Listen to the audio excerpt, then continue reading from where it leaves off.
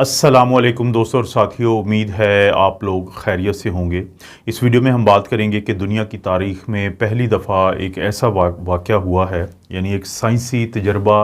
जो कि कामयाब हो गया है कि जिसकी वजह से पूरी दुनिया के में पैदा होने वाले वो बच्चे जो पैदाइशी तौर पे जिनके दिल में जो है या तो सुराख होता है या दिल की जो दो दीवारें होती हैं बड़े खानों की, उनमें सुराख होता है, या फिर उनकी खून की जो नालियाँ होती हैं वो अपनी असल जगह से उलट लगी हुई होती हैं, जिसे हम कहते हैं transposition of the great arteries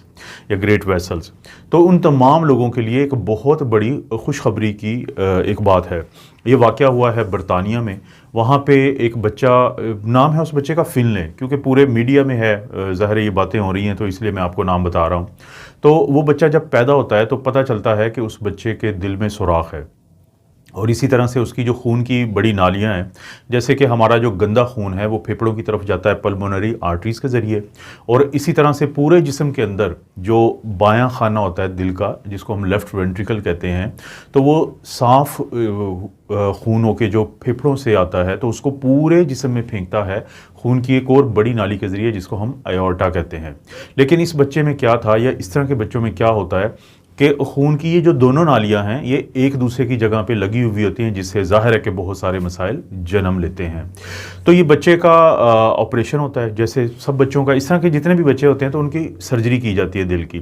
Pakistan में भी बहुत सारे ऐसे बच्चे पैदा होते हैं, और इंडिया में उनको भेजा जाता था, आपको पता ही है इस बात का, या इंडिया से डॉक्टर्स आते थे तो वो पाकिस्तान में आके फ्री ऑफ कास्ट ऐसे बच्चों की सर्जरीज़ करते रहे हैं पहले। तो इस बच्चे की भी पैदाइश के चौथे दिन जाके जो है वो सर्जरी होती है। लेकिन एक प्रॉब्लम होता है इन सर्जरीज़ का। मसला ये होता है कि ये जो सर्जरीज करते हैं, जैसे सुराख को बंद करना है, या कोई भी दीवार का सुराख है उसको बंद करना है, या बाकी कहीं पे मटेरियल इस्तेमाल करना है, तो वो मटेरियल क्योंकि नॉन बायोलॉजिकल होता है। बायोलॉजिकल कहते हैं कि जैसे ज़िंदा चीज़ों से लिया हुआ, तो वो जो नॉन बायोलॉजिकल मटेरियल होता है, तो जैसे जैसे बच्चा बड़ा होता है तो वो तो बड़ा नहीं हो सकता नॉन बायोलॉजिकल, जो ज़िंदा चीज़ का हिस्सा नहीं है, तो जिससे फिर बार बार सर्जरी की ज़रूरत पड़ती है इस तरह के बच्चों को। लेकिन इस बच्चे के सिलसिले में तो बदकिस्मती से ये हुआ कि सर्जरी के दौरान ही वो इतना नुकसान हो गया दिल को कि एक तो खून की नालियों ने सही काम नहीं किया, और उसके नतीजे में जो दिल के पट्टे थे उनको नुकसान हुआ। तो दिल की जो पावर, अक्सर मैं अपनी वीडियोस में जिक्र करता रहता हूँ इजेक्शन फ्रैक्शन का, तो वो काफ़ी हद तक मुतासर हुई, वो ड्रॉप हुई, जो 55% तक बड़ों की नॉर्मल होती है। तो इसी तरह से बच्चों का भी एक स्टैंडर्ड है जिसके बाद से वो अगर कम हो तो उसे हम कहते हैं कि दिल के पट्टों को काफ़ी नुकसान हो चुका है। तो दिल का जो बाईं साइड है इस बच्चे की, जिसने पूरे जिस्म में खून को फेंकना होता है, तो वो मुतासर हुई। उसके बाद से ये बच्चा एक मसनूई मशीन होती है जिसको हम हार्ट लंग्स पंप कहते हैं, यानी फेफड़े और दिल का काम वो करती है, तो उसके साथ ही अटैच रहा। ये कह लें कि तकरीबन बिल्कुल मायूसी की खबर इसके वालिदैन को दे दी गई, और इसको बताया गया कि उनको बताया गया कि इस बच्चे के चांसेस अब बहुत कम हैं, क्योंकि हम सब कुछ कर चुके हैं। लेकिन वहाँ पे फिर एक प्रोफेसर हैं उसी हॉस्पिटल से मुतल्लिक, जो भी बरतानिया में एक दिल की फाउंडेशन है जिसको ब्रिटिश हार्ट फाउंडेशन या BHF कहते हैं, तो उस डॉक्टर ने उनसे रब्ता किया। तो उनको बताया प्रोफेसर साहब ने कि एक ऑप्शन है आखिरी, वो ये है जिसको हम स्टेम सेल थेरेपी कहते हैं। स्टेम सेल क्या होता है? स्टेम सेल यानी ये देख लें कि आपने अपना एक मकान बनाया है, लेकिन आपने कुछ ईंटें महफूज रखी हैं कि कहीं से पे कोई मसला होगा तो वही स्पेशल ईंटें लगा के तो उस हिस्से को भी जो नकारा कहीं कभी भी हो सकता है तो उसको दोबारा मुकम्मल किया जा सके। तो स्टेम सेल हमारे जिस्म में मुख्तलिफ हिस्सों में, जैसे बोन मैरो में, और ख़ास तौर पर जब बच्चा पैदा होता है तो माँ के साथ जिस उज़्व के ज़रिए जुड़ा होता है उसको हम प्लेसेंटा कहते हैं, और जिस नाली के ज़रिए माँ से खुराक बच्चे में आ रही होती है और बच्चे से जो फाजिल मादे होते हैं वो माँ के जिस्म से निकलते हैं, तो उसको हम अम्बिलिकल कार्ड भी कहते हैं और अम्बलाइकल कार्ड भी कहते हैं। तो कोई भी प्रोनाउंसिएशन ये है, अम्बिलिकल कार्ड, और जिसको नाफ वगैरह कहते हैं जब वो काटते हैं जब बच्चा पैदा होता है। तो प्लेसेंटा और अम्बिलिकल कार्ड में जो स्टेम सेल होते हैं वो मौजूद होते हैं। अब स्टेम सेल क्या होता है? ये इंतहाई इब्तदाई सेल होते हैं, हमारे जिस्म में पड़े रहते हैं। आपने अक्सर ये एक चीज़ देखी होगी कि जो लिजर्ड होती है, जो छिपकली होती है, जब उसकी दुम कटती है तो वो बाद में दोबारा जन्म लेती है, रीजनरेट करती है। तो हमारे जिस्म में भी जो तोड़ फोड़ हो रही होती है छोटी मोटी, तो उसको उसकी जगह पे नए सेल बनाने का जो काम होता है ये स्टेम सेल करते हैं। ये स्टेम सेल जो है ये इंतहाई इब्तदाई शक्ल होती है। तो जहाँ पे कहीं पे नुकसान होता है जिस्म में तो छोटी मोटी टूट फूट होती है, जैसे जिगर में कुछ होता है, तो वहाँ पे नए जो सेल्स जन्म लेते हैं वो स्टेम सेल की मदद से लेते हैं कि स्टेम सेल जो हैं उनको मैसेज जाता है ख़ास किस्म का कि अब आपने जिगर के सेल बना देने हैं, अब आपने जिल्द के सेल बना देने हैं। तो ये बुनियादी एक कॉन्सेप्ट है स्टेम सेल का। तो बरतानिया में जो इसे बायोबैंक कहते हैं कि वहाँ पे महफूज किए हुए हैं या ग्रो किए जाते हैं फिर एक स्टेम सेल से मज़ीद काफ़ी इस तरह। तो प्लेसेंटा का जो स्टेम सेल होता है तो उसकी ऑप्शन दी गई, वहाँ पे पैचेस बनाए हुए हैं उन्होंने कि हर ऑर्गन के लिए मखसूस किस्म के पैचेस होंगे, अगर वहाँ पे लगाए जाएंगे तो उस लगाने के बाद फिर कुछ मैसेंजर पैगामात दिए जाएंगे प्रोटीन की शक्ल में कि अब उन स्टेम सेल को कि आपने ये फ़लाँ जो ऑर्गन है उसका हिस्सा बनाना है, और वो बना देंगे।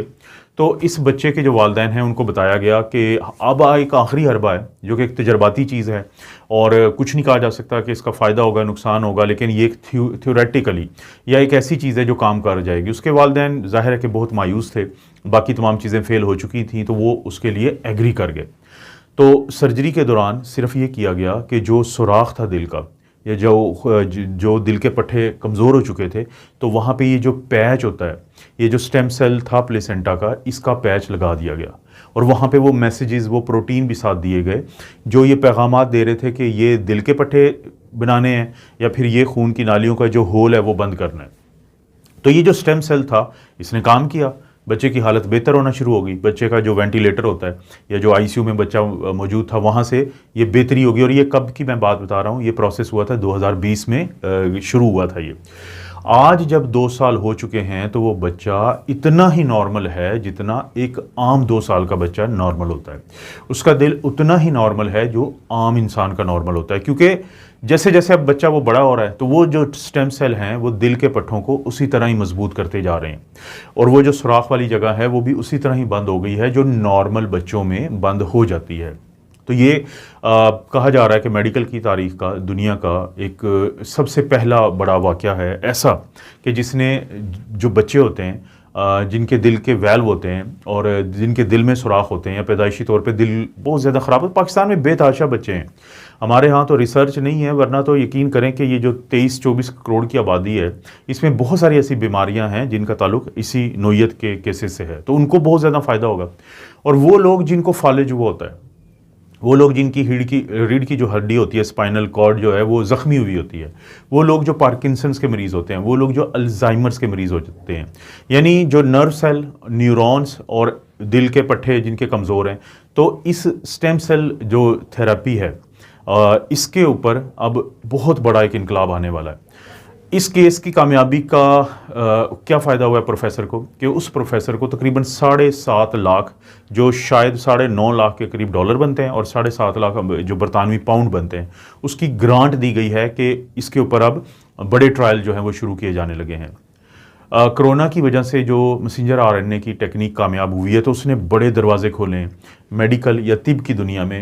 आगे आने वाली अगले 5 साल में तिब की दुनिया तब्दील हो जाएगी, दवाइयाँ तब्दील हो जाएंगी। अब आप हो सकता है कि 5 साल के अंदर अंदर ये रेवोल्यूशनाइज हो जाए। रेवोल्यूशनाइज होने का क्या मतलब है कि हो सकता है कि हमें ऐसी दवाइयाँ खाने को मिलें जो बुनियादी तौर पे हमारी बीमारी को ही ठीक कर दें। ये जो अलामात को हम ठीक करते फिरते हैं इस तरह की चीज़ों को, तो इससे हमारी जान छूट जाए।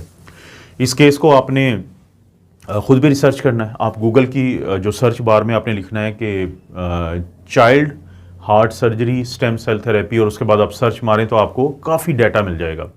बहुत सारे लोगों के घरों में ऐसे बच्चे हैं, बुज़ुर्ग हैं कि जो इस उम्मीद पे चल रहे हैं कि शायद साइंस के पास कोई ऐसा जवाब मिल जाए जिससे उनकी बुनियादी बीमारी जो है ठीक हो जाए, और इंशाल्लाह इसी की तरफ ही एक स्टेप है। मैं फिर यही कहूँगा कि हमने रिसर्च का माहौल पैदा करना है पाकिस्तान में और कोशिश करनी है कि हम बिरयानी और उसके बाद समोसे और जलेबी के अलावा भी हम कुछ ऐसी वीडियोस बनाएं कि जिससे लोगों को रिसर्च की उम्मीद पैदा हो और वो ख़ुद इस रिसर्च में शामिल हो जाएं। इस तरह की वीडियोस मिलती रहेंगी। वीडियो को लाइक करें, चैनल को सब्सक्राइब करें और कोई भी वीडियो अच्छी लगती है तो दोस्तों रिश्तेदारों से शेयर के ऑप्शन से उसको शेयर ज़रूर कर दें। आप अपना और अपनी फैमिली का ख्याल रखें। अल्लाह ताला आपको और आपकी फैमिली को हर किस्म की बुराई, बीमारी और आजमाइश से महफूज रखे।